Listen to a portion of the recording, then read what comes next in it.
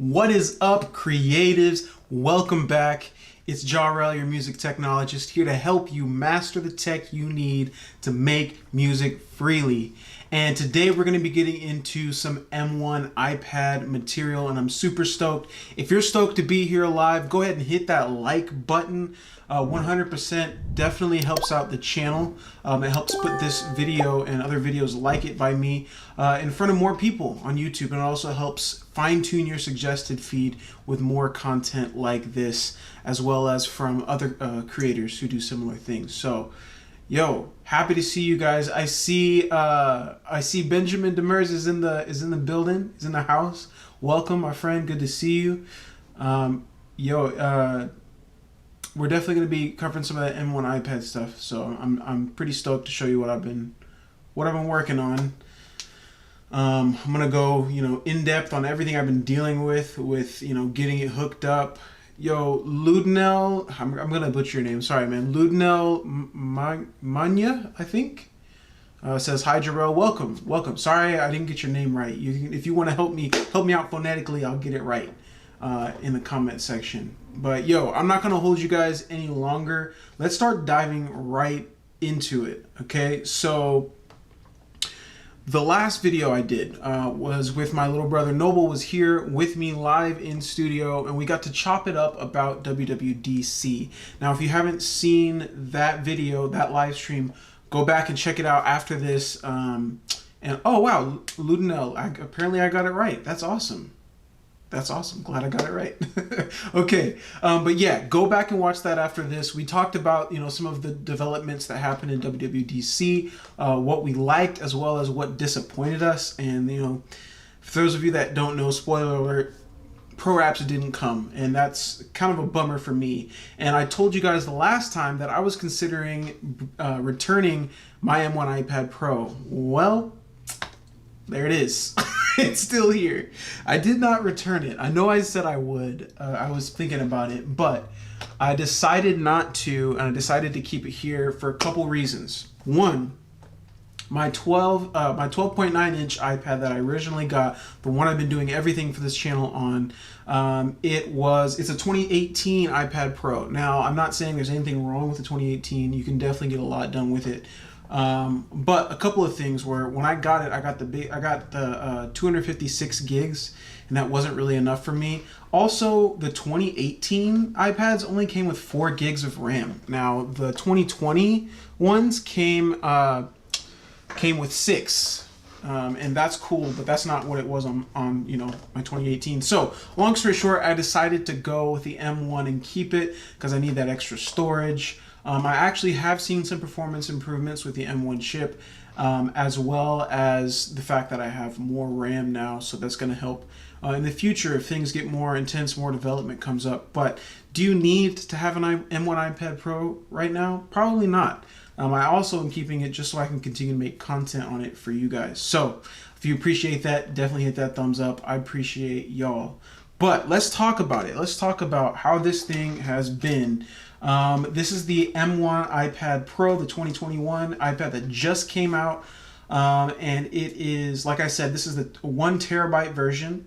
The 1 terabyte version comes with 16 gigs of RAM.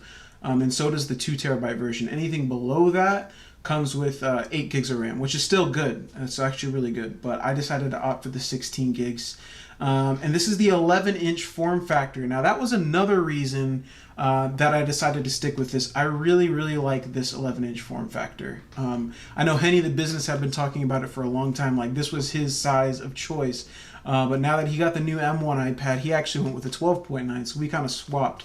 So I'm sticking with the 11-inch. I really, really like the size. It's perfect to use as a kind of like a laptop-ish replacement, as well as an iPad. It's actually like you can handle it like an iPad, which is great. I'm seeing some comments in the comment section. I see Benjamin said, I think the M1 helps with better DSP. I think you're correct.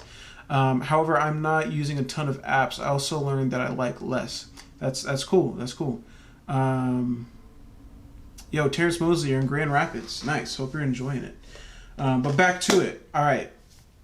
So, what has been my experience with this?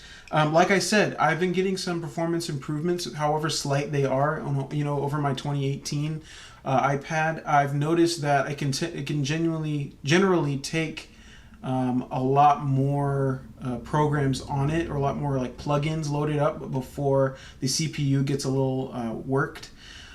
So I'm seeing about 20% improvement for CPU in Beatmaker 3, and that's a welcome improvement for me.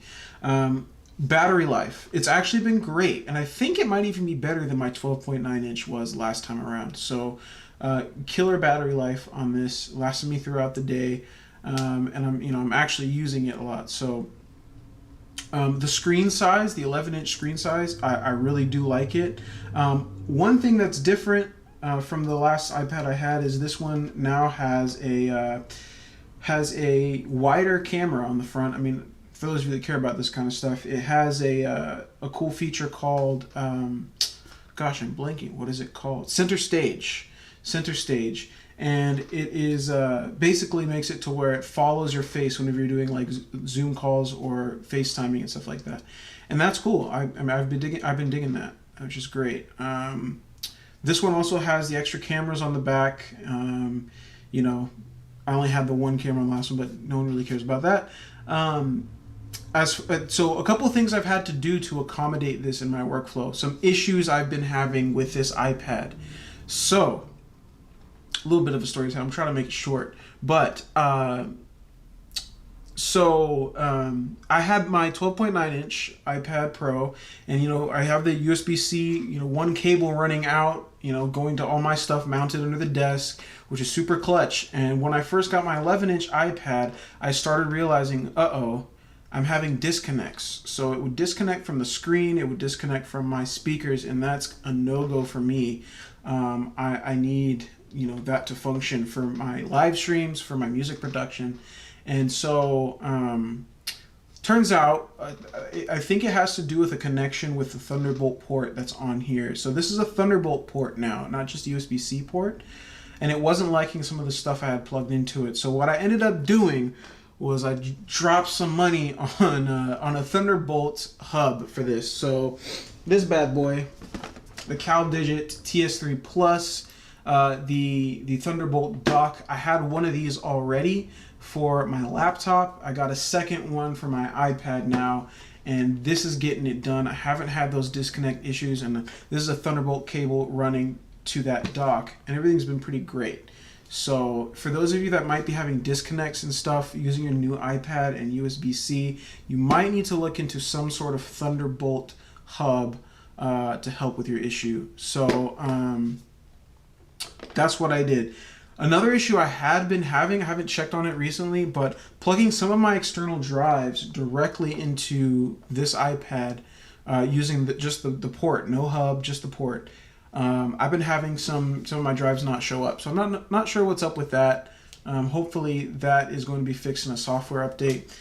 For me, it's still working because I can plug it in through my hub and everything works. So that has been my experience so far with the iPad Pro. Now, it's the same old iPad, and that's a lot of what you're going to be seeing online when it comes to this device. Is it's still an iPad, which means it's still stuck with whatever iPad OS allows it to do. Now, I know iPad OS 15 is around the corner, but it's not looking like we're getting the things that we really wanted with it, which is really pro apps, and those aren't coming anytime soon, at least. And also some real external monitor support, being able to show full screen apps on a display without having the black bars. That's not coming either. So something like this, as of right now, is kind of overkill when it comes to the hardware side until Apple does something with the software. So my recommendation for you, if you're someone that's looking to get into the iPad Pro territory, might not be this one. I might recommend to you, say, a 2020 or a 2018 iPad Pro. Now, I say that as a better value over something like, say, the new iPad Air 4. And, you know, I say that, okay, well, let me take that back. All right. So I think this iPad right here, the iPad Pro 11-inch, the 2021, is definitely a better value over the current iPad Air. And for a couple reasons. You get a better screen with a better refresh rate, you get the Thunderbolt port, you get that 16 gigs of RAM, and you get, you know, better storage options if you want to go up to 2 terabytes. And it's really similar in price. I believe the iPad Air starts around, I think it's either 600 or 700. This starts at 800. And that's a pretty good deal. For an extra $100, you're getting a lot out of this iPad. So if you're kind of trying to choose between, I might say go this route, unless you don't need something like this. The Air 4 is pretty good. From what I've seen, is running I believe the A14? I believe it's running the A14X chip, which is going to give you probably similar performance to the M1, to be honest. So I'm seeing some questions in the chat. Benjamin Demers says, my question to you is about using this. Is about the Stencil Morph. Do you still like it, and are you using it? Good question. I do still like it, and I am still using it, and it's right here. I'm actually planning to use it a little bit, possibly tonight. I've been using it over the last couple days. I've been making a track, and I'll show you guys a track later, actually, that I started making using this. Benjamin Demers in the comments just let me know that the iPad Air 4 for 64 gigs is $499, right? So yeah, that might be a good deal for some of you. But the problem is a lot of people, 64 gigs is not going to be enough. So you're going to need to pay that extra to bump up to the 128 or the 256.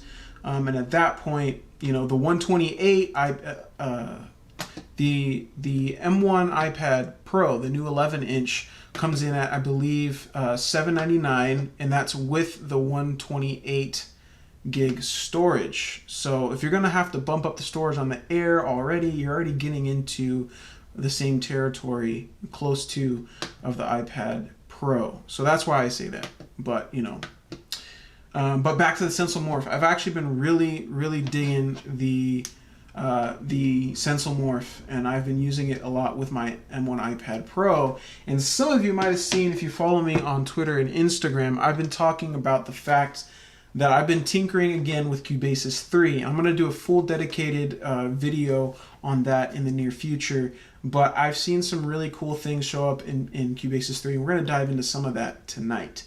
But since you're here, any questions that you have about the M1 iPad Pro, definitely put those in the chat. I want to get to all of your questions, and then we'll start getting into the next session, the next portion of this video. But hey, if you're just now tuning in, or if you're new to this channel, consider subscribing. I do content like this every single week, helping you master the tech you need to make music freely. I want you guys to be able to make dope music, and in order to do that, you need to know what you're doing with your tools, right? The tools we have at our hands, and in my experience, the iPad is a great tool that you can use to make music with, and it's really all built in and all packed in to one thing. It keeps you from having to buy a lot of extra stuff when you can do everything with the touch screen. So if you're into stuff like that, definitely hit that subscribe button. We'd love to have you part of the tribe. All right, so I don't see any more iPad questions. Let's go ahead and transition into the next segment right after I drop the logo.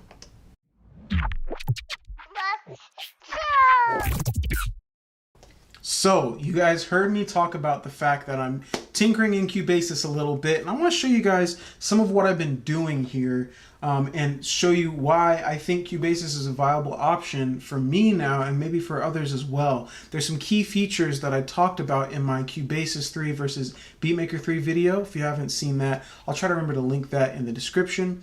But in that video, I talked about some key features that were missing, and they definitely improved them. They definitely added in some things that we need. So let's dive into that. I'll show you guys a session of mine and what I've been doing using Cubase 3.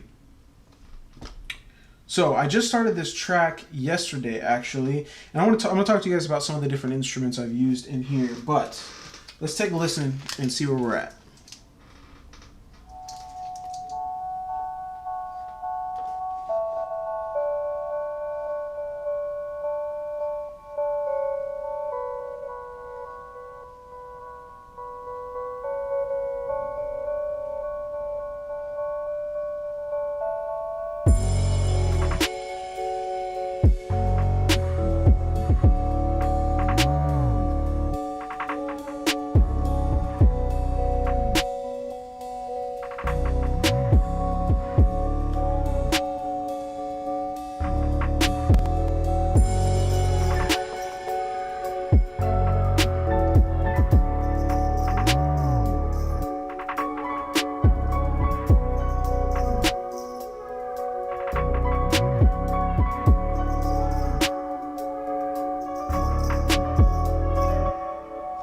Alright, that's what I got so far. So I haven't got my transitions and stuff in there to make it all buttery smooth like I normally try to do. But that's what I got so far, and I made all that straight in Cubase 3, and I felt like, you know, if I can go in and do that in a DAW that I'm not as comfortable with, then I feel like it's a viable option. So let's talk about it. What are the things that Cubase, that the folks at Steinberg have added that have made this a viable option? Let's talk about it. Some of the things right here is they've added the ability to sidechain and to do that natively, and that is 100% something that I absolutely need for my music production. So let's take a look at an example of it.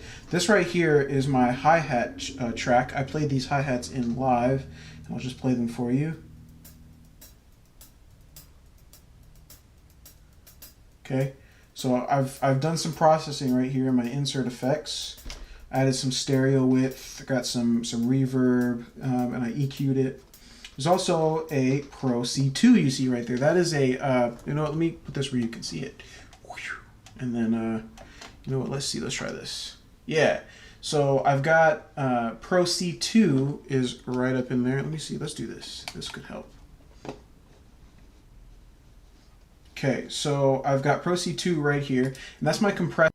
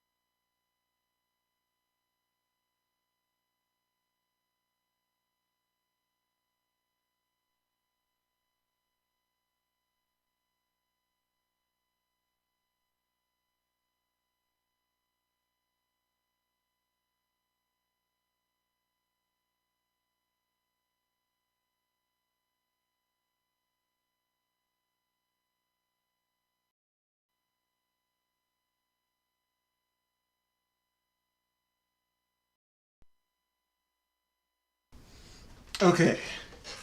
Okay. Hopefully that fixed it. Throw give me a thumbs up or something in the chat if everything's back. Sorry about that, guys. I don't know why that happened.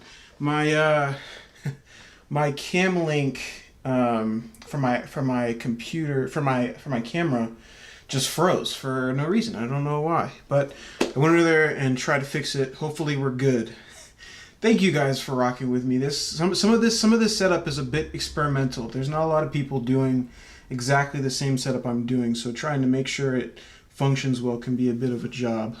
So if you guys appreciate that, hit that like button. I appreciate you guys being here. Let's get right back to it. We gotta fix that. Yeah, Benjamin Demers wants me to talk a little bit about sidechaining. Really quick before I do that, I saw Heatley Bros drop something in the chat. He said, wanted to thank you, my dude, for your setup video. I used a lot of your links and scooped up gear. Yo, appreciate you, fam. You know, I do get a little bit of kickback when you guys purchase anything on those affiliate links, and I definitely appreciate that. That is helpful for me. You know, I get a small kickback, it's not a ton, but it is helpful. So thank you guys. And I'm glad that my videos are helping you. So that's awesome. That's what I do them for. All right. Cool. So I also saw, yeah, I just mentioned Benjamin wants me to talk about sidechaining. I will do a little bit about that in just a second. Terrence Mosley says your inspiration on this music journey is worth it. Thank you. Hey, appreciate that, man. Thank you guys for sticking through the technical difficulties. But hey, let's get back to it. So, like I was saying, I have done some sidechaining here, and I have sidechained, you know, a lot of things. But I got my kick, my hi-hats sidechained to my kick. So you can do this with any kind of compression just about, but the important thing is to know how to do it in Cubase 3. So all I did was tapped to add effect, and I used an audio unit. I personally use Pro C2 because that is the compressor that I like to use. But you can use the stock one too. So I'm just gonna hit none because I already have one open. But this is what pops up once I have that selected. Okay, by default, the sidechain button is not going to be selected. It's going to be down like that. So make sure you press that. That'll pop it up. This is specifically for Pro C2. But you got to make sure external audio is turned on. That's important because basically what that's doing is allowing it to pull audio from a different channel, in this case, it's my kick that's supplying the audio that's going to help this work. So now, this is the setting up here that Cubase has added that wasn't here before, and it's the ability to sidechain. All you have to do is tap this little arrow right here, and it will pull up a list of any available tracks that you have put in your project. You can just go in and select the right one. I've labeled my kick channel to kick right there, and I select that, and boom, it's sidechained, just like that. The kick is now sidechained to, or sorry, the hi-hat is now sidechained to the kick. And what that means is, the easiest way to break this down is when you're sidechaining, is you are telling your audio, for example, the hi-hat, I'm telling my hi-hats, look, I want you to duck down whenever the kick plays. And that's what sidechaining is doing for me. And I can control how much it ducks down, for how long it ducks down. But that adds like a compressed feel to your music. It really helps the kick cut through. And it helps you to deal with a lot of the clipping that you get at the end of your projects, where if everything's peaking and you're trying to get the mix right, but it's still peaking, a lot of times it's because you haven't left room for your kick. Your kick is competing with the rest of your mix. And this helps that issue. So in any compressor, when you're doing sidechaining, you're going to want to adjust your threshold, which is basically how much you want, in this case, the hi-hats to duck down. So I put it at about, what, negative 23 decibels, and that's, you can fiddle with that, use your ear. The ratio is basically how harsh you want it to cut off. You want it to kind of like scoop into it, or to like be really harsh. So I have mine set to around 4 to 1, and I think that's a good middle of the road ratio. Attack, I always keep my attack all the way down. Basically what that does is if I turn my attack way up to slow, what it's going to do is it's going to take a minute for the hi-hats to duck out when the kick hits. So basically you'll have the kick hit, and then it'll wait a little bit, and then it'll cut the hi-hats out. And that's not what we want. We want the hi-hat to cut out right when the kick hits. So keep that attack on fast. And this goes for any compressor. They're going to have these controls: threshold, ratio, attack, release. And the release, the final knob, is I have it set to 34.8 milliseconds. That controls how long it ducks out for. So we want it to duck out for, not too long. We don't want it to like completely die the sound down for too long. We want it to duck out and come right back. So adjusting this knob allows you to control that, and I have it set pretty fast. I generally stay around 34.8 unless I want a really dramatic effect. And that's it right there. Literally, there's not really anything else to tinker with here. Once you've done that, you're good. And that's how you get your sidechain set. So hopefully that was helpful. I mean, I've talked about sidechaining a lot, and I will continue to talk about it because it's one of the things I feel like makes a huge difference in the quality of sound for your music. So definitely, if you want more help on that, check out my video on how to sidechain in Beatmaker 3. I might do one just like this on how to sidechain in Cubase 3. So, alright, so I sidechained. That's one of the things Cubase 3 added that was really helpful to me, something that I felt like needed to happen, and they executed and they did it well. So hats off to Steinberg for that. So something else that they added that they did not have before, this is the option to have multi-MIDI out. Now I'm going to try to make this not super complicated, but basically what you can do is you can load up I'm going to show you how I did it, but you can load up an AV3 plugin that supports MIDI multi-out, and you can have every single one of those, for example, I'll just show you. Let me just show you. This will be a lot easier. So I used EG Pulse by Elliott Garage. Basically, it's, your drum pads, basic drum pad sampler. Let me get my headphones. I've got a kick. This is how I played my drums. I did use the Stencil Morph for this, which I had linked. So I played my drums in here, and I played them into the piano roll here, and this is the MIDI data for that. So if I tap on that, drag it up, these are the drums I played in, right? Okay, now what multi-out allows you to do is, see all of these EG Pulse tracks right here? These are all 16 pads inside of EG Pulse. So if I click on EG Pulse, every single one of these pads now has its own channel in the mixer, which means I can go in and adjust the levels for each one separately, and that is so helpful. I can adjust levels. I can even apply separate effects to each pad, and that's so helpful. So that's something that I felt like Beatmaker 3 has always done really well, but they do it natively. They allow you to individually affect the pads, and that wasn't an option here. But now that I can use something like EG Pulse inside of Cubasis with multi MIDI out, it's really dope. And I can show you guys actually how I would do that. So I can go down here, let's just go down here to the bottom, and I'll add a MIDI track. Okay, MIDI, boom. Now I'm gonna select an instrument right here. I'm gonna go over, hit audio units, okay, and I'm gonna find EG Pulse. Now there's regular EG Pulse and there's EG Pulse multi-output. Let me show you that. So look over here on the left down here, we've got EG Pulse and EG Pulse multi-output. We want to use the multi-output one. So you select it, boom, and it loads up an instance of EG Pulse here. I can close that out.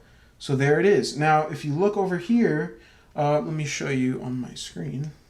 Let's do this. If you look over here, under EG Pulse, which is the channel I just loaded, you can hit add. It says add 15 tracks. So that's all 15 of the different tracks for EG Pulse, for the one I just added. And if I tap that, boom, look at that. It's adding all of them, which is beautiful. That's exactly what I need. I can undo that now. Yeah. And that way you can affect each one individually. That's super huge for me. And I'm really glad they did that. So let me delete this. So those are the two main things.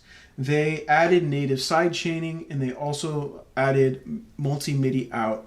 A couple of things that Cubasis already has done so much better than Beatmaker 3 that was, swaying me in this direction is just kind of the way this thing is laid out. So it looks a lot better. Like when you're in the playlist, all the clips look really well. Everything's resizable, which I think is nice. So if I go in and I tap on some MIDI data, boom, there's my whole piano roll. If I tap down here, I can automatically, mess with all of my effects. They're all here. Tap right back into this. Everything resizes really well. The selection tools are really good. All of these tools up here at the top work really well. Just the layout is really nice. And it's really easy. Something that's really dope is it's really easy to freeze tracks. So, you've got your MIDI data and everything sounds dope, awesome. You want to free up some RAM on your iPad, hit this little asterisk right here, and it just renders the track for you, like boom, and it immediately puts it in. Watch. There it is. It just rendered it to audio and put it right into the thing. So now this isn't even playing anymore. This top part, it's frozen. It's not using any more CPU or RAM, and I just have an audio file, which is perfect. I didn't have to go in and make more files or drag stuff back in. It did it natively right here, and I like that a lot. So let me just undo that. And if at any point you want to unfreeze something, watch. Tap that again, and it's gone. It's great. It brought it right back to what it was before, and that right there is dope. So I'm seeing a question. Daniel Verre says, hopefully I got your name right, are there good synth plugins for Cubasis? I'm so glad you asked that question because it segues perfectly into what I was just about to talk about. And that's some of the instruments that I used in this song. So I've been experimenting with some of these new apps from FingerLab. No, I have not purchased the paid versions yet because I'm trying them out to see if I really like it. And if it's worth it, then I'll invest in it. I don't just go willy-nilly and buy all the plugins. I just buy what I need. But this one is called Flint by FingerLab. Now, the first one I tried was called Mint. I don't know where they're getting these names, but I like them. And these sounds are really good. So, you know what? Let me get something synced up here. Let's see. Can I get... Oh, yeah. Let me get a keyboard loaded up. Keys. Here we go. So there you go. This is what this instrument sounds like.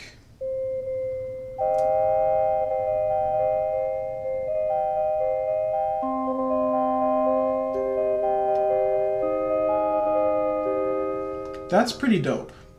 And that's just one of the settings. There's a few extras for you to try, and if you do the paid version, there's a lot of different ones. That one's super solid, so I use that to make this. Oh, sorry, I have the drum solo too. Here we go. I played that in.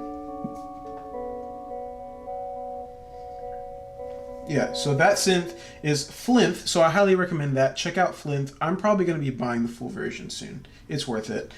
Something else that I used in this track, which was really dope, is Noise, the Rolling Noise app, which you can actually load as a AUV3 inside of Cubase, and it's super dope. So I made this bass sound using Noise, and I'll make it full screen so you can hopefully see it. Let's see, can I get it to go full screen? Let's see. I want to get the keyboard to show up too. There it is. Okay. So here's the bass that I played in right here using the Rolling Noise app. We'll solo. Let's do that. Okay, we'll solo these two basses. Oh, sorry, I have to, there we go.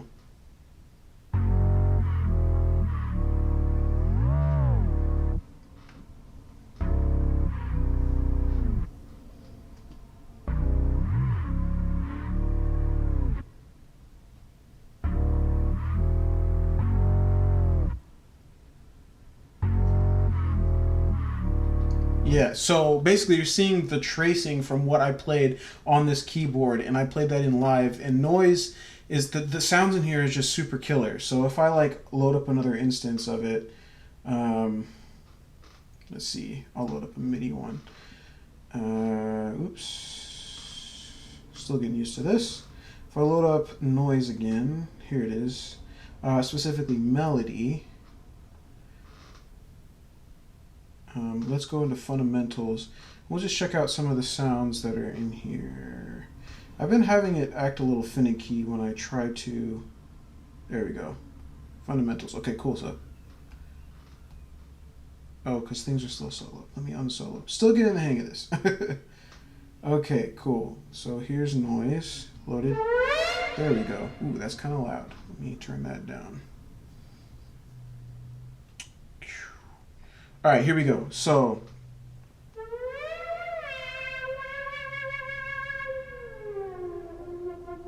like, the ability to do stuff like that is super dope. Here's dynamic poly synth. Up and down also changes stuff. Yep.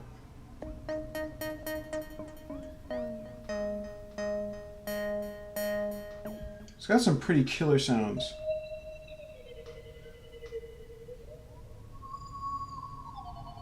Yeah, so Rolling Noise is a go, for sure. Definitely cop that. It's free. Rolling Noise is free. I don't think I've ever used it in Beatmaker 3 because I don't know if it allowed me to use it as a as an AUV3 in Beatmaker 3, but I can definitely do it in Cubase, which is dope. So check that out. I see Ludnell left a comment and said, have you ever used Atom 2, awesome piano roll that can be used on Beatmaker 3 or Cubase? I have seen Atom 2, and it's funny that you say that because I was just looking at taking a look at that very soon, but it looks super dope. I would be down to give it a go and test it out. It looks like it might have a bit of a learning curve for me to get used to, but I will test it out and I will report back to you guys. May even do a full video on it if it's good.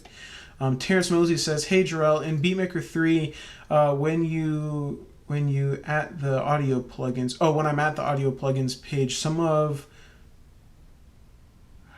not sure I understand the question. Hey Jahrell, in Beatmaker 3, when you at the audio unit plugins page, some of them might say recording thing. Yeah, maybe Terrence, hit that question again and I'll see if I can get it right. But yeah, so Cubase has been a go, and I really am digging it. Who knows? Maybe I'll use it a lot more regularly. But right now I'm enjoying making a couple tracks on here. So, you know what I want to do, actually, as we transition yet again? Instead, for my live beat making session, which if you guys, those of you guys that are, new to my stream, I try to do some live beat making at the end of every single stream. I do some live beat making. In this stream, I'm actually going to take a look at moving over a track from Beatmaker 3 and finishing it, sequencing it out in Cubase 3. So we're going to give that a shot and see how it goes. Those of you that are, you're getting stuck making the same 3-bar, 4-bar loop. You know, I've been there. We've all been there. And you want to see, like, how does it look to sequence something, and specifically inside of Cubase 3. Definitely stick around. Don't go anywhere, because we're going to be doing that right here. And I'm going to show you guys even how to transfer something from Beatmaker 3 and bring it over to Cubase. Before I do that, I've noticed Terrence put it back in, put his comment back in, so let me hit it. It says, sorry for that spelling, my computer is messing up, but I was saying in Beatmaker 3 at the audio unit page, sometimes it will say multi-track recording. Is that the same as Cubase? You know, I'm not sure. I haven't actually messed with that. I suppose that could be. Maybe I'll take a quick look at that sometime tonight if I get a chance, but that's a good question. It said multi-track recording. I will check that out. I don't know as of right now. Benjamin Demers says, I think Cubase is cool for vocal, but I don't care for it on production. I feel you on that. The workflow is definitely different. You know, it's very linear. It's not, you know, it's not tabbed out like Beatmaker 3. It's not, yeah. It definitely takes some getting used to, but I'm digging it as of right now. The workflow I have, I'm the most nervous to ever try out is AUM, because that looks kind of, you know, looks like a mess to me. But I know people love it. But it's going to take me some time before I can give that a go. All right. Hey, don't go anywhere. 30 seconds. We're going to be right back here doing some live beat sequencing. So don't go anywhere.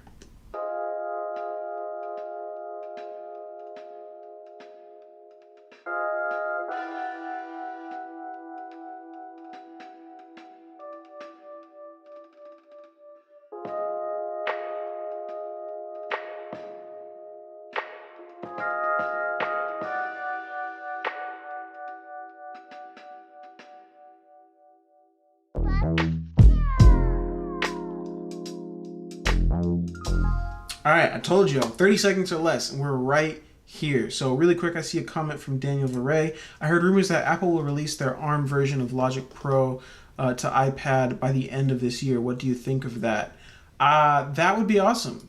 I'm going to do myself a favor this time around, and I'm not going to get my hopes up. Because, you know, Apple does deliver great features, not going to lie, but they take a very, very long time to do it. And, you know, at this point, they're dragging their feet pretty heavy when it comes to pro apps. So, you know, if they add it, I will be overjoyed. I will cover it on this channel. I will do all of that. But until then, you know, I'm going to try to keep my hopes reasonable and expect that they may not, you know, and that could be a ploy on their part to keep people, you know, to keep the Mac viable for people that would rather have a iPad only workflow, and to keep people spending money on both. And hey, you know, Apple's a business. They sure they have lots of money, but they are in the business of making more, and that's, you know, that's their play. But for now, we are here, and we're gonna get into some of the sequencing in Cubase. But I got Beatmaker 3 up because I wanted to work with a track that I've already started in Beatmaker 3. And those of you guys that are, you know, you move your workflows between different DAWs, I'm gonna show you guys a little bit about how you can do that tonight. So I have a track in here that I started the other day. I'll play it for you guys just so you can hear it. Some of you might have heard it before, but I started this, I think I started this live here. Here it is.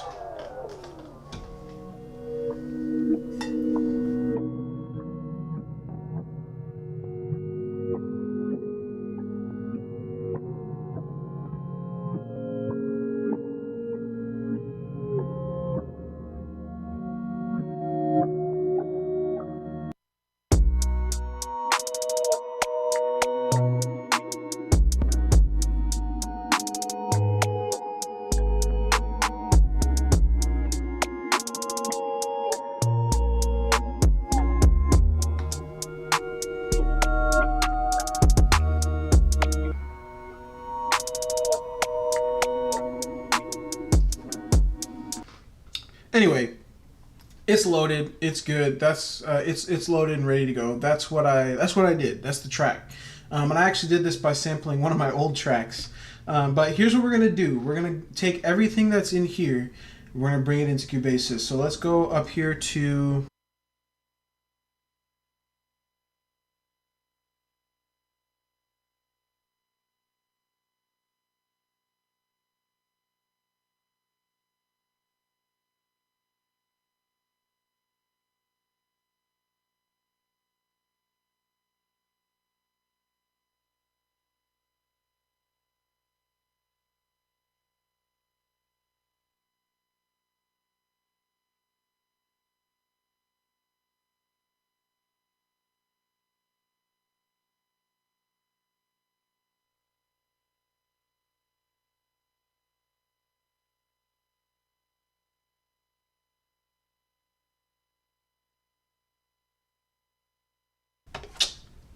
Dang. Thank you for reminding me. No, I didn't. There wasn't a technical glitch. I had hit the mute button when I was playing the song for you guys, and I forgot when I came back to the scene it was going to be muted. So, getting used to this. Still working on it. But hey, we got it back. Let me run it back. So, what happened was, so in here I went into export, and I went to audio export, and I hit tracks. I'm setting this to the loop that I have marked here. This is the loop, and I have, everything should be in here. And I'm going to go ahead and try to export that, and then I might export another sample separately. But hey, this loop, it's going to export everything in here as separate files. So hit export, audio export, tracks, loop. We're going to turn normalize on. It's going to maximize the volume on these to make everything hit 0. And that's a good thing. We want that. So my Ashes kit, you can select what you want specifically out of these to be bounced out. I personally want everything, so I'm going to bounce everything. And yeah, we're going to do that. So let's hit start export now that everything's been selected. And it's going to export that. And boom, that was so fast. So let's hit share. And I'm going to save this, actually, to save it to files, I'm going to save it in my Cubase 3 library. So we're going to go into on my iPad, Cubase 3. We're going to go to audio, my audio files, and I'm going to save that zip right in there. So one more thing I want to export. I want just this opening. Oh yeah, we also have, let's see, what is this I have at the beginning? Let's see, sorry, I want to hear what I got here at the beginning.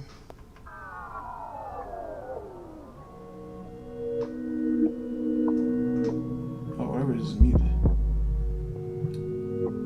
Oh, that's just another bass. I don't need that. I do need this original sample at the beginning though, so here's what I'm going to do. I'm going to select my loop around this sample, and it cuts out about halfway through there. You know what, let's make sure, let's just drag this all the way out so I can have the full sample. Boom, there we go.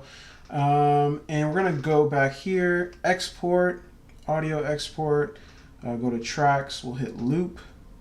It's a 9-bar loop apparently, and we just want, what was that, audio 1? Yeah, audio 1, so let's go back, sorry. Normalize turned on, audio 1, start export, and boom, so fast. Hit share, sorry if I'm going a little too fast. Hit save to files. We're going to save it in the same place, my audio files, and we're going to call this, let's call this original sample.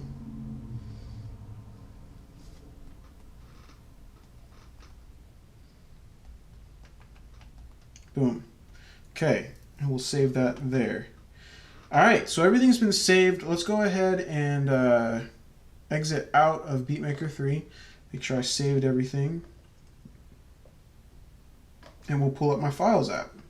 So we'll go on my iPad, Cubase 3. We'll go to Audio, My Audio Files, which is where I saved it. We're going to tap on this zip so that it's going to expand it. There it is right there. And everything should be good to go in here. Now, I'm noticing, specifically on my Ashes bank, I'm pretty sure all of the drums are together on this. So let's give it a listen. Let's do a quick look. Hit play. Yeah. So that's the full drums, which, you know, I do want that, but I kind of want each one of these patterns to be broken up. So I'm going to go ahead and go back and do that as well. Trying to think of a couple ways we can do this. Let's go back.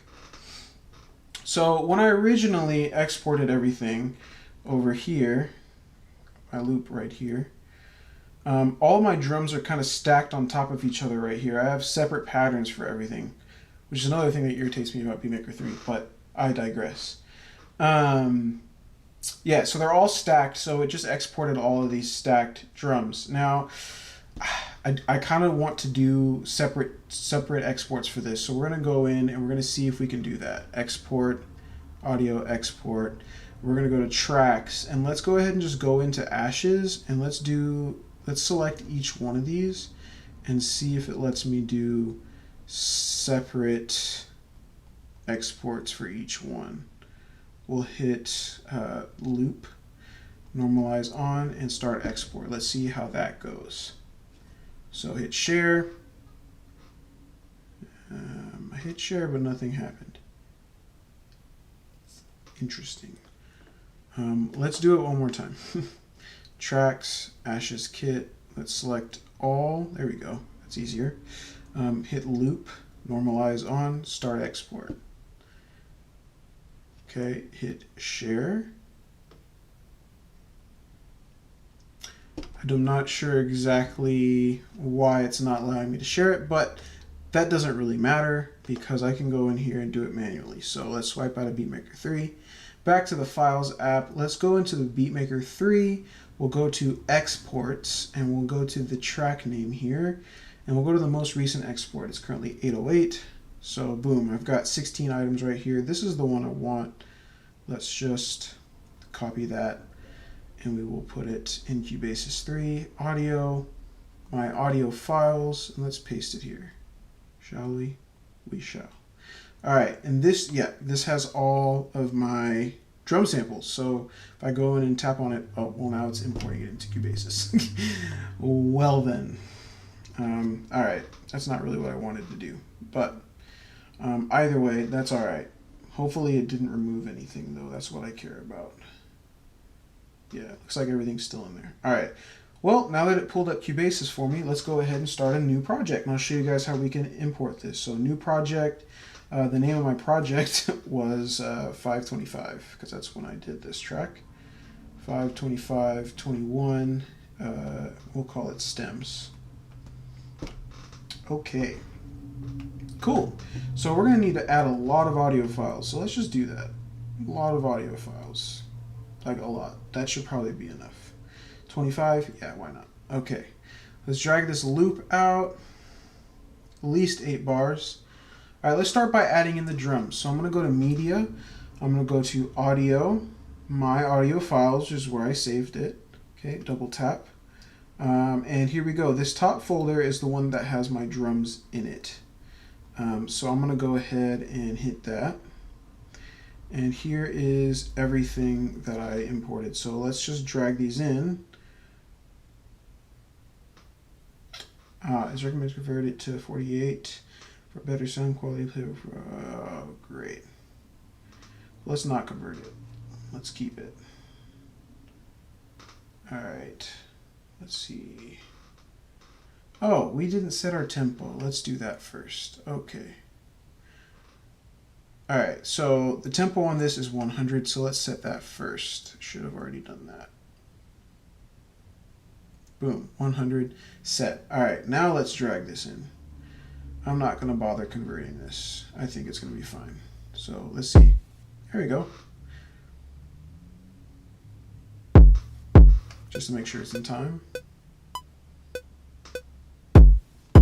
Perfect. All right, cool. Let's keep going. I'm going to drag these in one at a time. No. Okay. Third one. I know this seems a bit tedious. Let's see what we got so far.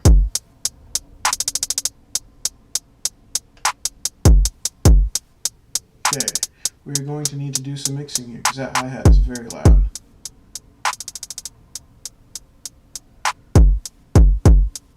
All right.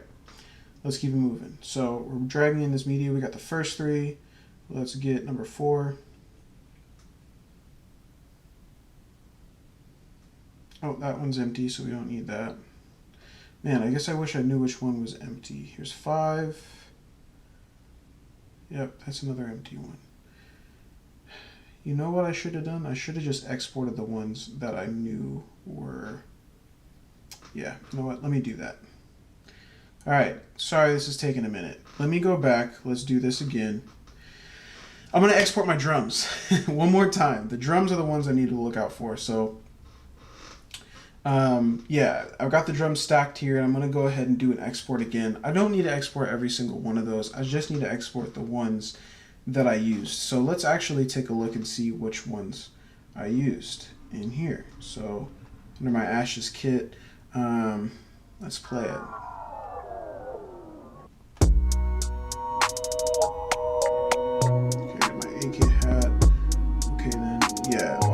extra perks. The last 1, 2, 3, 4, 5, 6, 7, 8.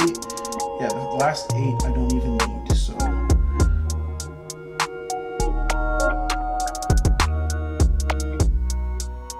Cool, we'll just do the first 8. There might be a couple blanks in there. But yeah, let's do that then. Cool. So yeah, word to the wise, I obviously didn't do this the first time, but when you're exporting, just export the tracks that you need. And in this case, since my drums are kind of already mixed a little bit, I'm going to not normalize everything. And we're going to go ahead and export just the first 8. So boom, boom, boom. Boom. That should be everything. All right, let's do this. Oh, for the loop. And then we'll hit start export. And now it's letting me share. So we'll hit share. And we will call this, let's see, we will call this drums. Cool.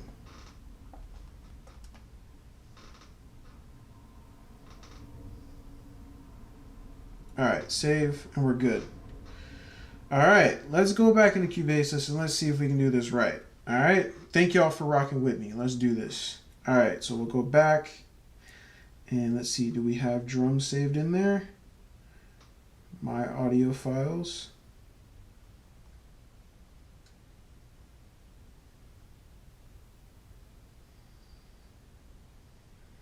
I'm not seeing it. If it's in there, I'm not seeing it. Maybe I need to close out and come back in.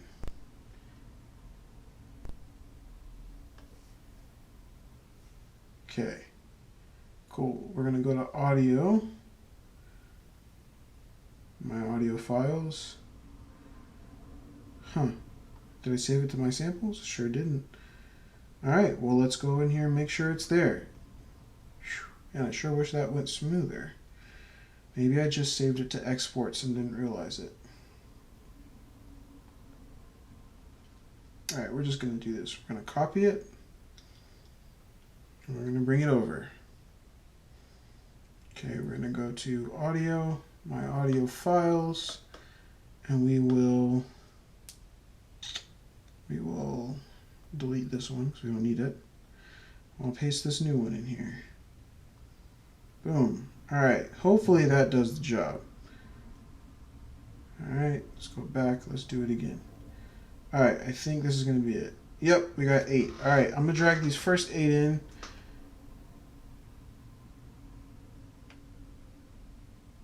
Perfect. 2. Okay. 3. Okay. 4. 4 looks empty, but we'll leave it. 5. 5 also looks empty, but we will also leave it. 6. Yep, we got something there. 2, 3, 4, 5, 6. 7. And the last one, 8. Boom. So all the drums are in there. Everything should be set. So let's hear it.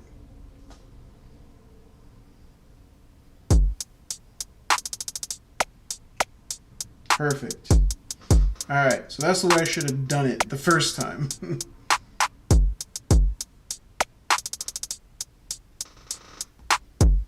All right. So yeah. Yeah, the process is a little bit lengthy, trying to get everything over in here as audio files. I will note that the first time I did it, it was a little jank. I should have exported it, just selecting the ones I needed, and definitely not hit normalize on the drums. All right, let's bring the other stuff in here. So I want to bring in that synth that I had. We'll do it on track 9. We'll go back to this export right here. Or actually, here it is, the original sample. And drag that in. Boom, there it is. All right, and notice it is a 9-bar loop, and that is correct. That is exactly what I wanted. So let's select some of this stuff and move it over. So, boom. That's nice. Yeah, okay, and then we'll put that actually right here. Perfect. Yeah. So, you know, when it comes to going between 2 different DAWs, I'm not usually about that. This is something for, you know, if say you made your track the way you wanted it, if I had made a full track in Beatmaker 3 and then I wanted to come into Cubase 3 to do all the mixing and mastering, that would be a million times easier. All you have to do is export the full length of the track for every single channel and just drag it in. Like, that's way easier. What I'm doing is trying to bring in little clips and then arranging them in Cubase 3. That takes a little bit more work. So, yeah. All right. Let's get in some bass in here. Media. And I have that, I believe, under this export right here. So let's see what we got. I'm going to go ahead and just add in the other channels. All right, let's solo. What do we got? Oh, that's the full drums.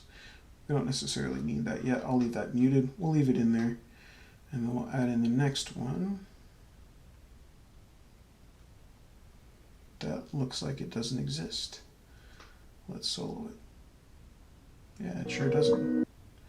All right, so we will erase it then.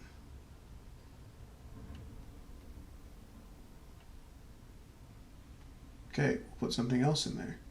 So we'll go with this one. Boom. That says 808, but it looks muted. All right, and then we'll go with number 4 now. Is that here? Nope. Here we go, and we'll go with number 5. That should be everything, if I'm not mistaken. All right, let's see, what's this one? Yeah. Perfect. All right, cool. So I think I got everything I need in here. Yes, Ludinel says you can create a group also for all your drum channels if you need a master, fader, mix, or effects, etc. I forgot to mention that earlier when I was talking about Cubase. That is one of the things I love about this. It's really easy to make groups rather than having to do everything through an aux channel. That is way better, and I can show you guys how I do that too. But let's go ahead and see what we can put together with this. We've got a couple blank channels. I'm just going to delete them. So we'll go ahead and hit delete on that, and we'll delete this one too. And it looks like we got a bunch of extra ones at the bottom, so we can go through and actually delete these too. It's really easy. Boom. Now we just have the channels that we need. And this one looks empty too. Let's solo that. And it is, so we will delete that one as well. So delete. Boom. We got everything we need now. So let's bring these things over right here. And we might have to mix a few things. Other than that, we are ready to start sequencing. So, oh, here we go. All right.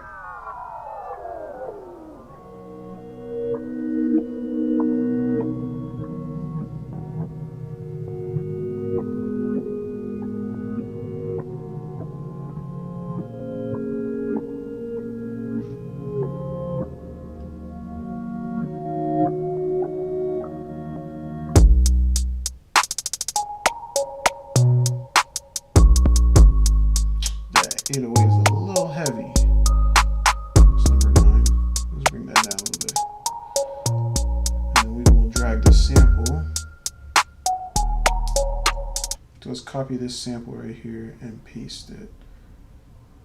We're not getting a paste. Oh, we are, just in the wrong place. Undo. Here we go. Paste that here. Boom. So I want just this portion. What I'm doing is I'm trying to get this synth in here, but I just need a certain portion of it. So one thing I really like about Cubase is how easy it is to drag and cut things off the front. Like, that was so simple, and that's how it should be. And then right here, we just need to cut this out a little bit at the end, and that right there was so simple.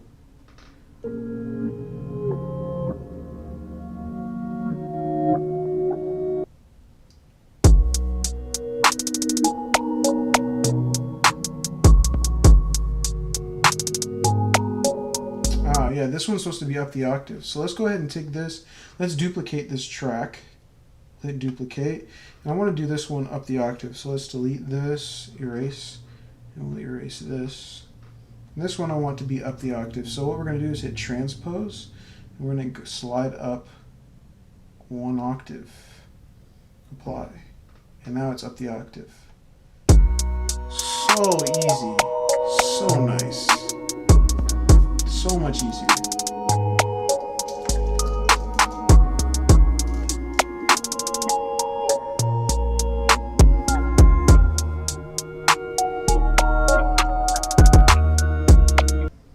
So notice things are clipping because we haven't done any mixing yet. That's what we'll do, a little bit of that real quick. So let's try to get some sidechaining going on some of these things. So I want to sidechain, for example, this sample to my kick. I'll show you guys how I do it. So we'll go ahead and hit Insert Effects, Add Effect, Audio Units. I'm going to use Pro C2 to do this, just like I did before. Okay.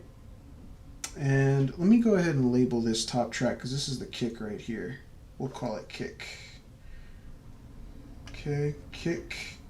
Boom. All right, so now I'm going to go back here, open up Pro C2, and let's link this. So we'll hit this little arrow here. I'm going to hit kick. Boom. It's sidechained. I just love how quick that is. All right, sidechain. Turn on external, and we'll just drag this till it sounds right. I forgot that does compressing it does make it a little bit louder, so I'm going to turn down the output level a bit.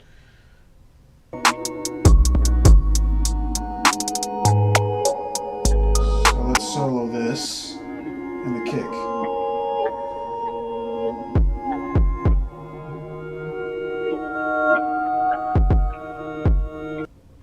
Let's turn that synth down a little bit. It's a little loud. Alright, cool. We'll go back and we will sidechain. We'll check on the sidechain, see how we're doing. Make sure MIDI's turned off. It is. Alright, we're good. Let's loop the section that we want. And it's just this section right here. Cool. Turn on loop.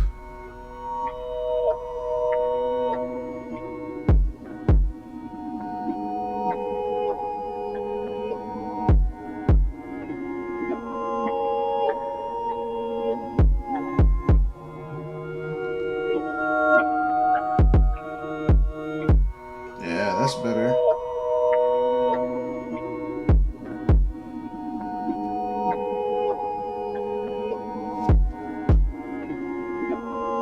I like that. Cool, so I got that sound the way I want it.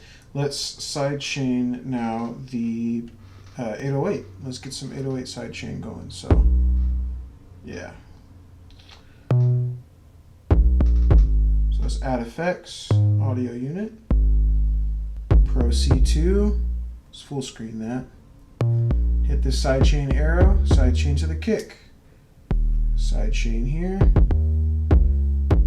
Turn down the output level a little bit. Hit external. Turn down the output level some more.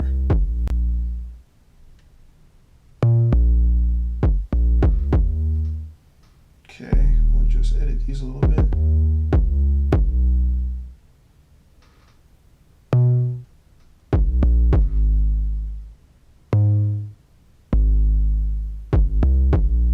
Yeah, that's about right. So far we got these three.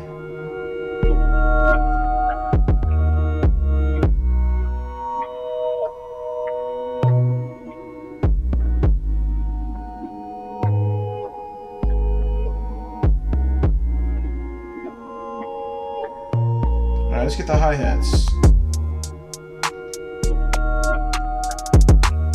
Oh, hi-hats by themselves, actually.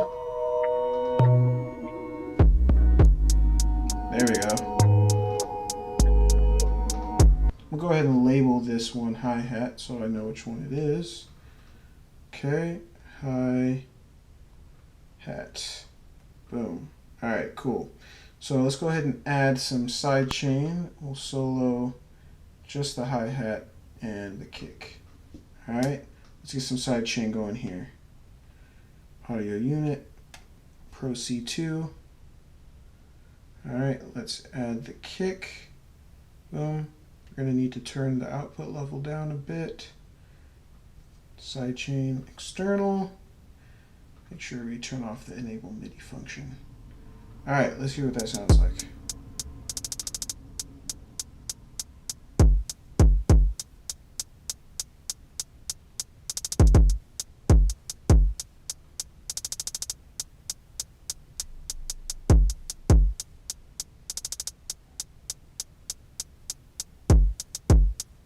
Yeah, I think that's good enough.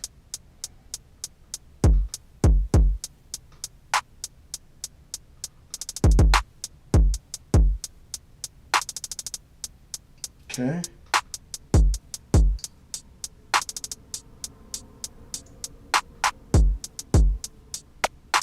Yeah, I like that. Alright, then we got these extra drums here that we don't really need. Let's slide those out of the way. We'll keep those muted. Alright, let's see what we got. I think we got our levels set pretty good. There we go.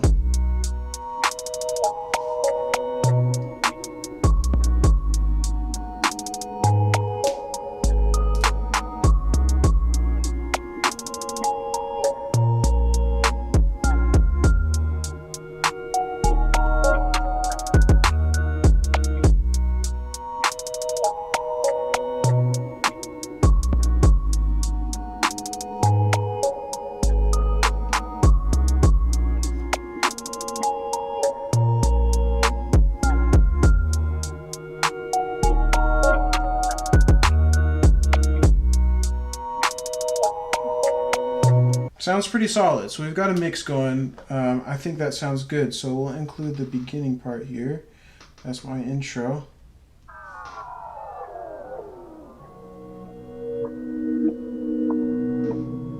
It's a little loud. Let me turn that set down a hair.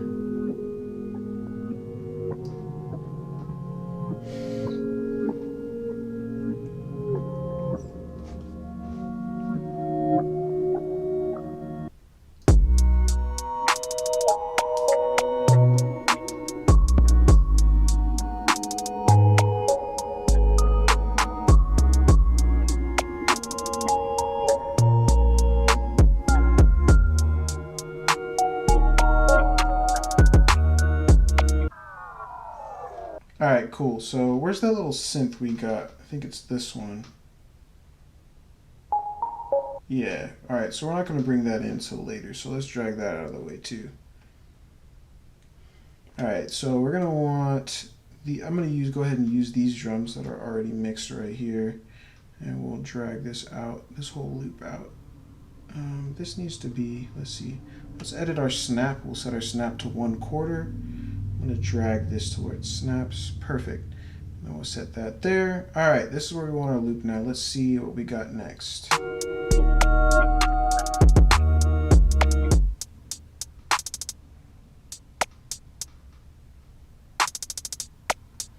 Yeah, we're going to have that cut out for a second, then come back.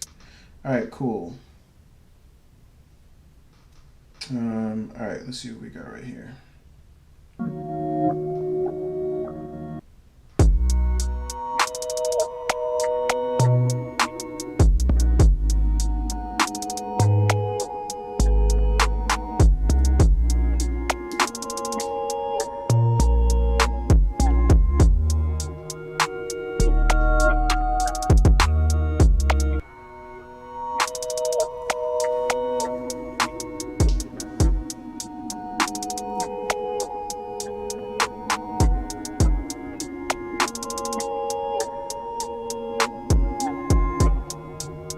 Yeah, I'm going to use my own drums. We're going to try to get this to cut through. So let's select these drums here. I'm just going to bring the same drums from before. We're going to go ahead and copy. And we're going to paste them right there. Oh, that's the wrong place. Undo. Still getting used to that. All right, here we go. Let's paste right here. There we go. That's what we want. And then we will select all of these. Get the select button, select all of these. I'm going to drag these to where it cuts out at the beginning. Okay, and then let's just get rid of these because we don't need them anymore. So let's just delete this whole track. Huh? All right, here we go.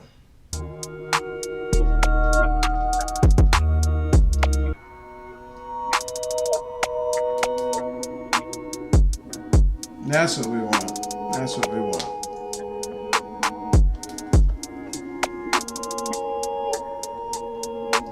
All right, so as Ludinel mentioned earlier in the stream, you can create groups for everything in Cubase 3. So what I'm going to do is I'm going to go up here and I'm going to hit, I got the kick selected. I'm just going to click Add. I'm going to hit Group. And then I'm gonna select all of the drums. So I know that that's kick 1 through, let's see, 1 through 7 are all the drums. Here we go. Boom, boom, boom, boom. Oh, the red one is the last one. That's it, I believe. Yeah. Cool, and then let's put this group at the top. I'm gonna go ahead and move this up here. Boom, so that's the drum group now. So I can individually edit the, anything I want with just that group. All the drums are now on one bus. Terrence Mosley says, gotta go, Jahrell. Enjoy your contacts until the next stream. Okay, yeah, glad you came through, man. All right, take it easy. But hey, as I'm playing this right here, you can hear, I can adjust this group. That is nice.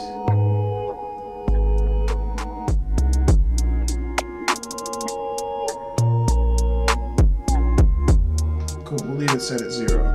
But basically, if I need to put any effects on here on the whole drum group, it's going to be really easy to do. And that's a little bit different than how Beatmaker 3 does it. I know Beatmaker 3 will allow you to have your whole bank set, where you can, obviously the whole bank, you can use the master fader on that bank to add effects or to, change the volume. But in this case, I can affect how many of the things I want to go in that group. I can include or exclude some, whereas if you do it in Beatmaker 3, you got to use the whole bank.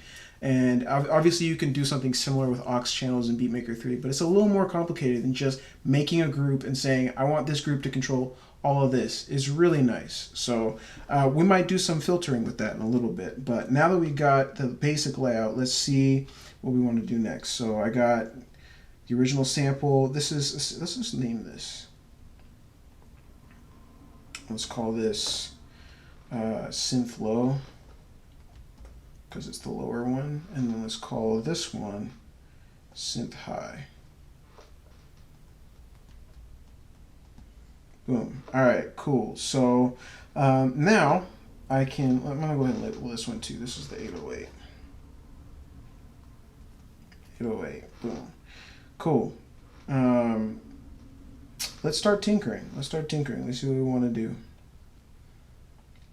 I think I'm going to have like a drop down section at the end of this verse.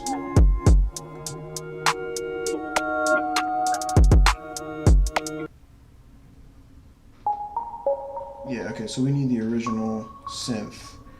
We need it copied and pasted. Let's select it and drag it over.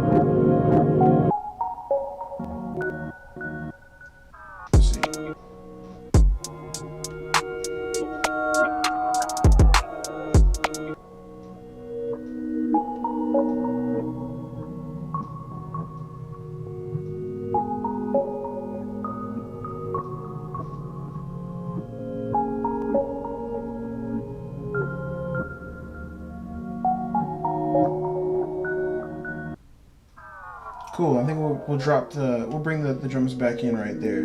So let's bring this whole section back. So we'll select this whole section. I'm gonna bring this whole section over. Actually, I missed some. Let's do this so I can see everything. Here we go. Select. Okay, we're gonna hit copy. Since the kick is the top, we'll select it, go over here. And I want to paste it right there. Oh, I didn't really want the original sample in there, but hey, you know what? Whatever. That's fine. I'll just move it. Well, we will erase that. I'm going to select. Still getting used to these controls. Still getting the hang of Cubase right here. But hey, you guys are learning with me. We're learning together. All right, let me drag this over. Right there. Okay. And then let's add the synth in a second time. So we'll go ahead and we're going to copy and paste that. And we'll put it there. Let's see how that sounds.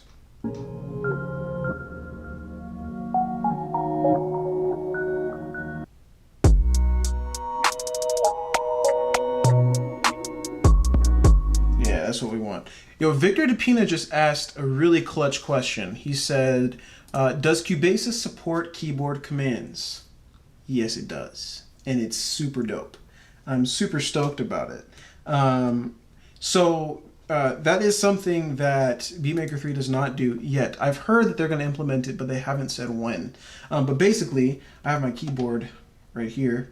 If you hit Command in any app that supports keyboard shortcuts on the iPad, if you press and hold Command, you'll get this window. I don't know why the bottom... I'm not sure why that is showing over the top.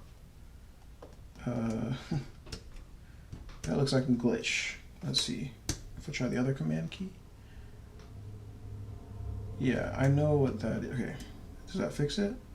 I don't know why it's showing a different... It's showing the home screen one in front of that. Yeah, so let's go back to Cubase. Press and hold Command. There it is. Alright, so these are all the keyboard shortcuts that you can use within Cubase. I don't know if you... I think you actually might be able to customize them. These are the ones that come with it pre. If you swipe, you know, there's 3 pages of all the keyboard shortcuts. So if I want to play it, just hit the space key. Boom.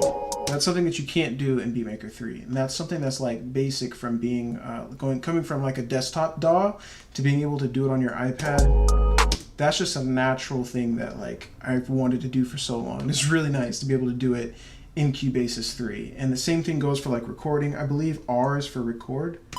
Yeah. See, that's killer. Hit R and we're recording immediately. That's super dope. And that's really clutch for those of you that have this bad boy, the good old Magic Keyboard. So if you're on the go and you throw this want to throw your iPad on the keyboard.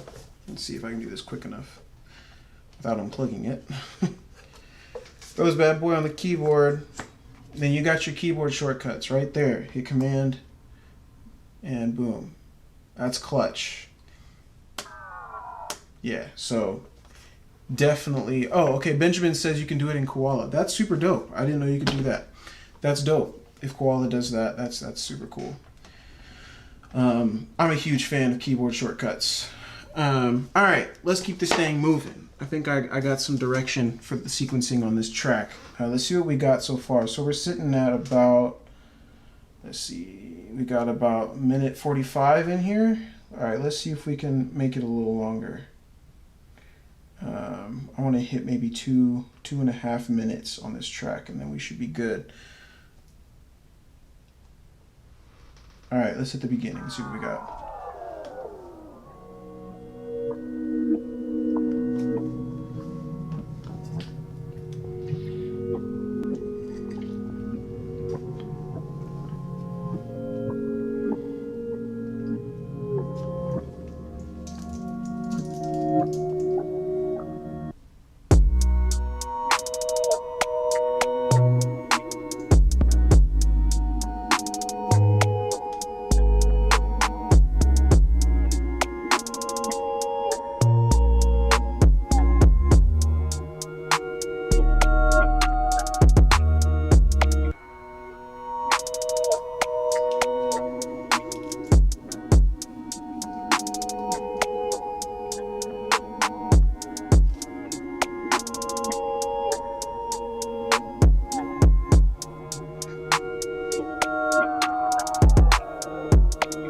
Ooh, I could cut that hi-hat out.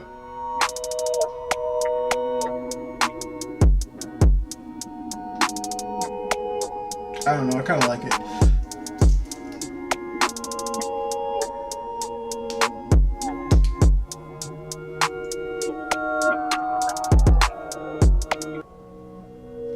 I like this.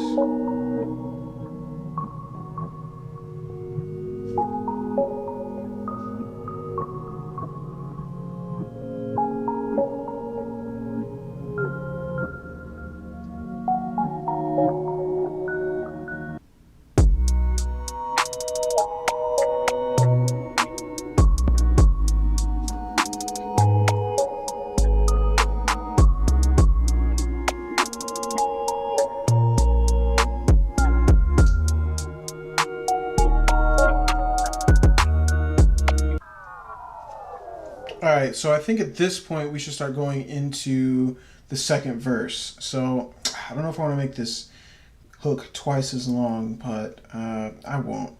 I'm gonna go straight into the verse, so we'll have.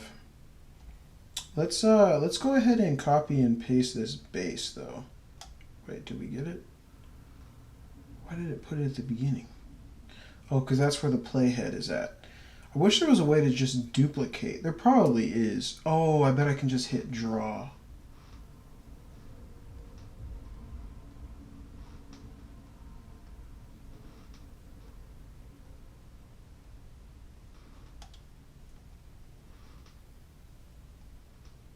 No. It would be nice if there was a duplicate button. I'll have to figure that one out. But I'm not sure what the draw button does. I'll have to figure that out too. Yeah, but anyway, for the meantime, let's select the playhead. We'll hit copy and paste. Boom.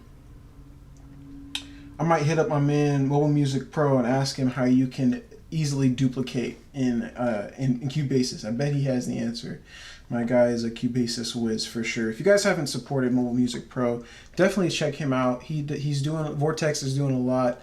For those of you guys that are using Cubase, he's the guy. He knows his stuff about this program. So definitely go check him out on YouTube. Subscribe to his channel and go ahead and hit up his comment section and tell him Music Technologist sent you. So yeah, show him some love. All right, cool. Let's see. We're gonna go ahead and add in. Let's see about using the lower sample for this section. I'm gonna go ahead and. Oh, duplicate's gonna duplicate the whole channel, huh? Yeah, I don't want to do that. Let's go ahead and hit copy and paste again, I suppose. I don't know why. Oh, let's undo that. Whew, getting the hang of this. All right. So we're gonna do. I'm gonna put it right there, and then let's see if it'll let me make it smaller. Oh, not really what I want to do. Let's see, can I? There we go. That's what I want. All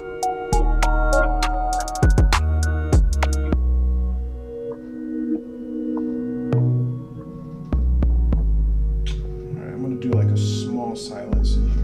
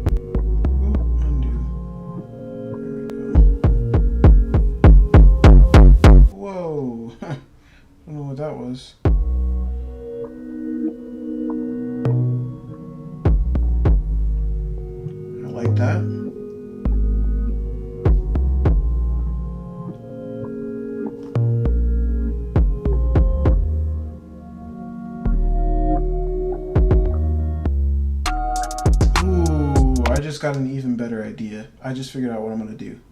All right, you know what? Let's erase this. I'm going to copy all of the drums over. We're going to do a little bit of a filter effect, which I think will be sweet on this. So I'm going to go ahead and set my playhead first. Copy paste. There we go. See, that's how you want to do it. Set your playhead and then copy paste. All right, and that is clutch. All right, so I'm going to have all the drums in, and I'm gonna put let's go ahead and add some koala sampler or some koala effects on this channel, and And I'm going to do a filter sweep on the whole drum group. So let's see how this goes.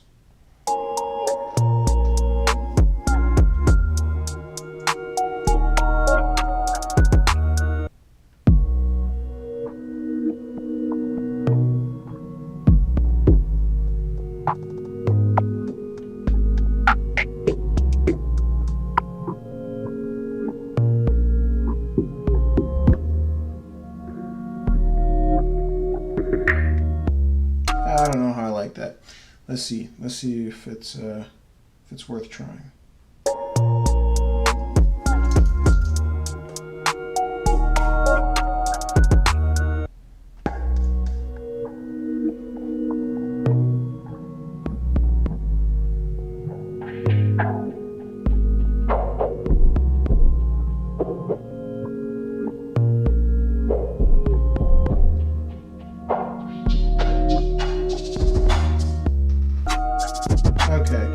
Possibly do something with that.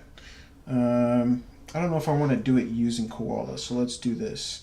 Let's just record an automation using Yo, Benjamin says I use iRig Pro and play my bass and guitar in live. That's pretty cool. I like that. And you play it right into Koala to make your songs. I think that's super dope. Looks like I'm getting a little stutter. A little stutter on here. Sorry if that's happening. Hopefully that'll go away. Okay. Yo, thanks Benjamin. I appreciate that you have some confidence in my musical ability when it comes to playing real instruments. I do play some real instruments. You know, I got a few back on the wall, back there in the back. I bust them out here and there. I need to start doing that more. Busting out the live instruments. I might bust out some live viola in the near future. Whew. I've got my CalDigit hubs getting real toasty over here. They're working overtime. All right. Okay. So back to it. I was going to go ahead and use. Let's see, I was going to use a little bit of Pro Q3. Yo, appreciate that, Benjamin. Appreciate that, man. Alright, so let's hear it.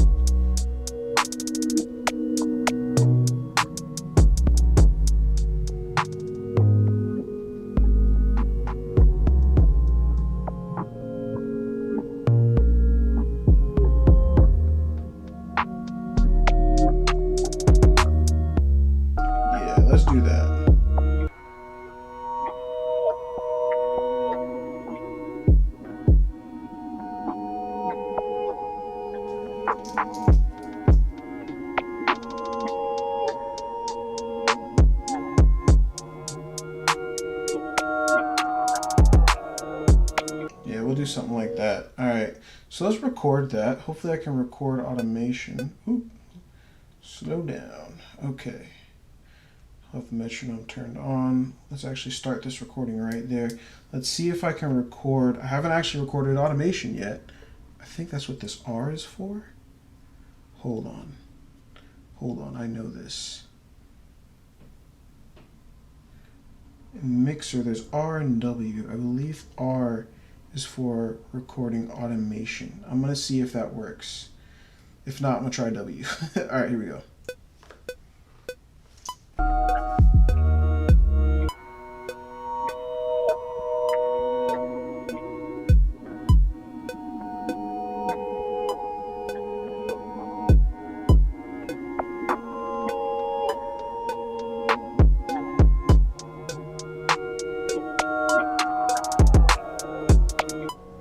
Alright, let's see if that works.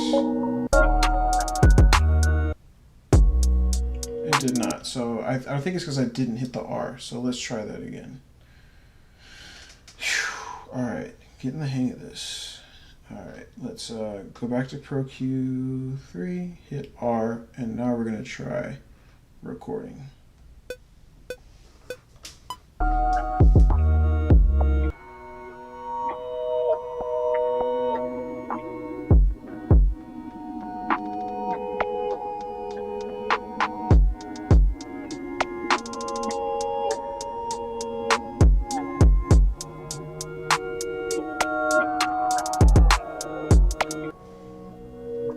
I should have recorded that. Let's see.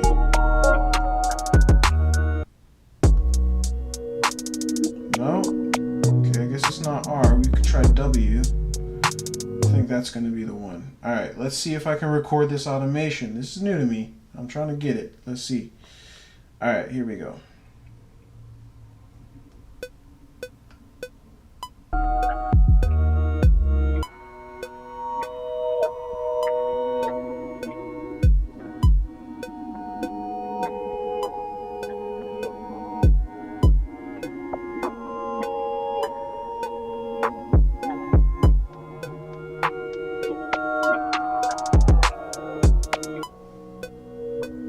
Okay, I think that was the one. Let's see.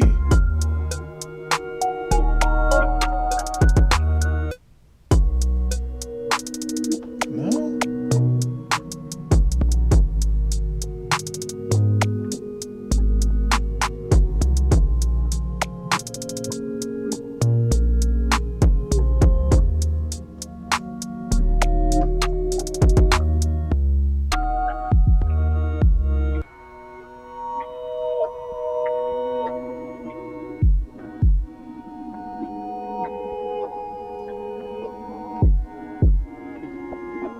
Alright, well it didn't record that, so let's see if I can do this manually. Alright, so let's see, we want the drums to dip out here. Oh, there is some data recorded in here, looks like. Unless I'm crazy. Oh, it's recording it in the wrong spot.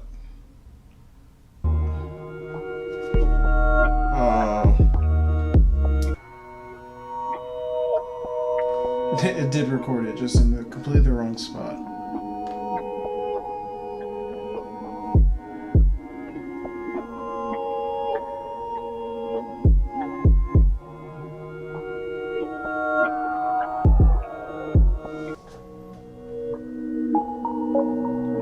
Alright, let's see if we can clear this.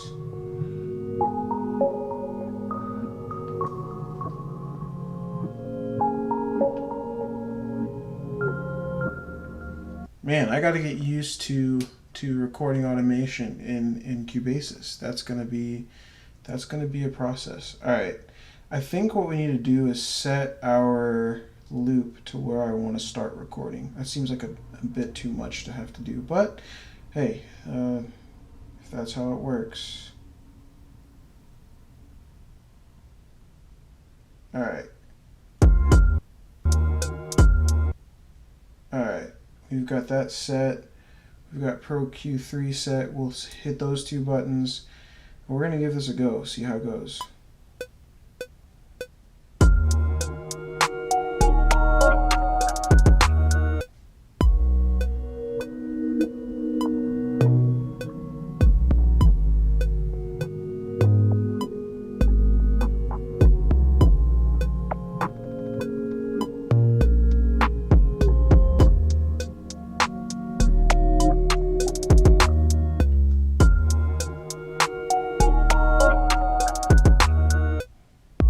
Yeah, there we go.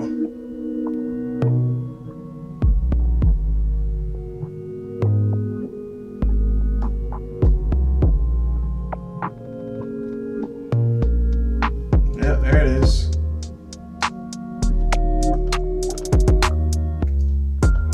There we go.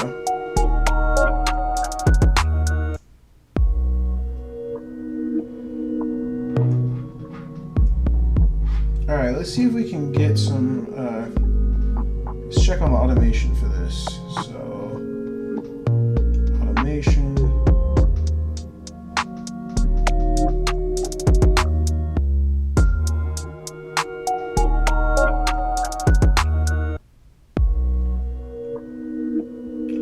Alright, let's see if we can set this all the way to the top.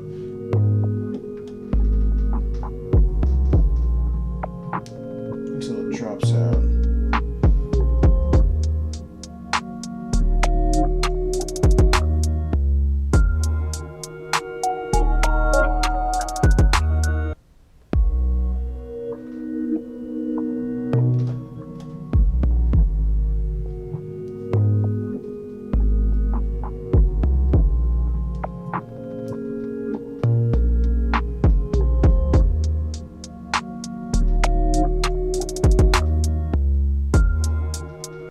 Okay, I am curious to know if I can map on and off for this.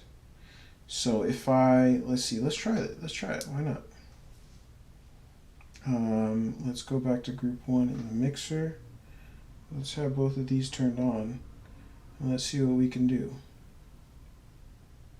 So we'll have this turned off. And we'll try recording.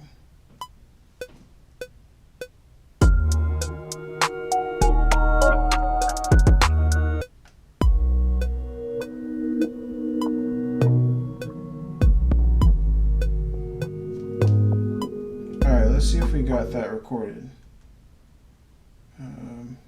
Not that far back. Here we go.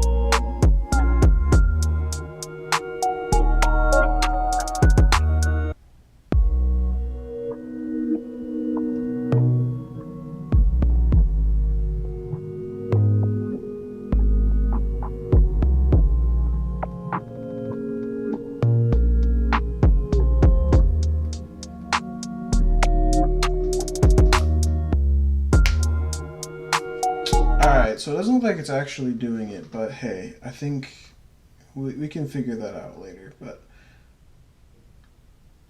oh, we want a map just turning off the effect through there. Let's see if I can do that one more time. Let me try. Hopefully that'll work.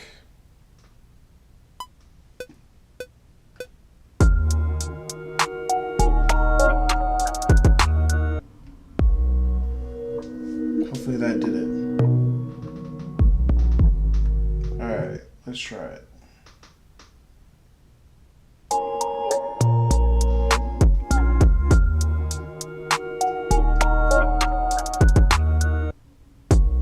Sure didn't, but that's okay.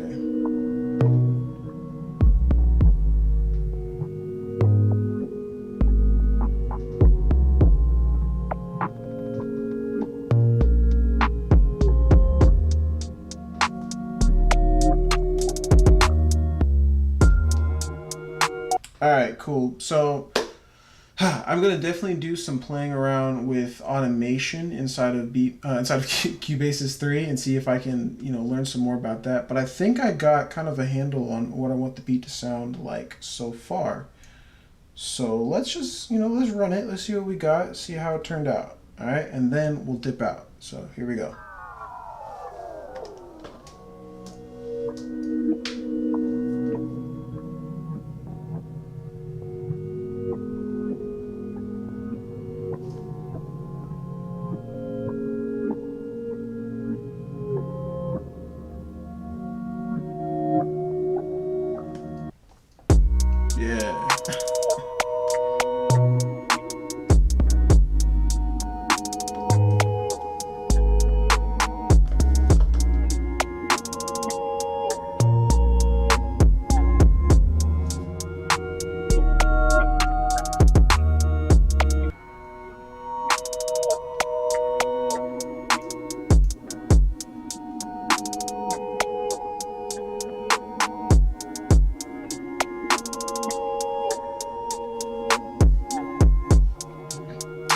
Here goes the build up.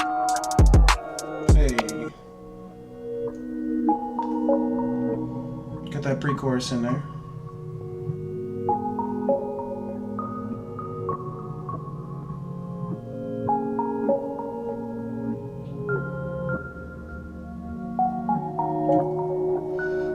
Drop. That drop's still fire. I don't care what nobody says. Yeah.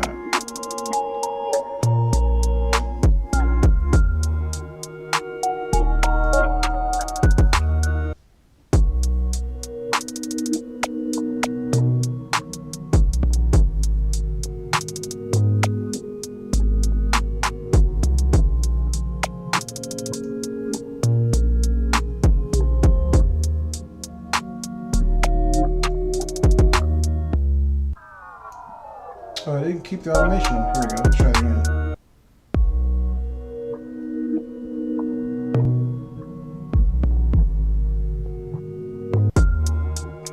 Let's see if it catches this last part. There we go.